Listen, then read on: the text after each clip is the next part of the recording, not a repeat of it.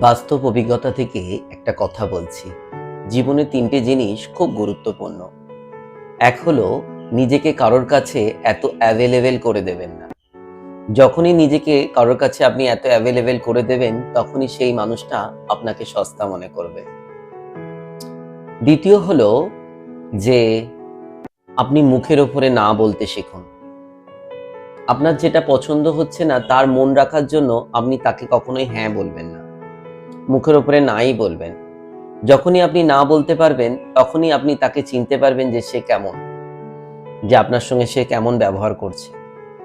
আর তৃতীয় পয়েন্ট হলো, অর্থাৎ তৃতীয় বিষয়টি হলো যে যাকে যতটা গুরুত্ব দেওয়ার প্রয়োজন তাকে ততটাই গুরুত্ব দেবেন, বেশি গুরুত্ব দেবেন না। যে আপনার কাছ থেকে যে যতটা গুরুত্ব পাওয়া আশা করে তার থেকে যদি আপনি বেশি গুরুত্ব দিয়ে দেন, তাহলে সে কিন্তু আপনাকে খুব খুব সস্তা মনে করবে, যে সস্তা। এই ৩টে জিনিস কিন্তু খুব মাথায় রাখবেন। তাহলে দেখবেন জীবনে চলার পথে আপনি কষ্ট পাবেন না সেই সব মানুষগুলো থেকে।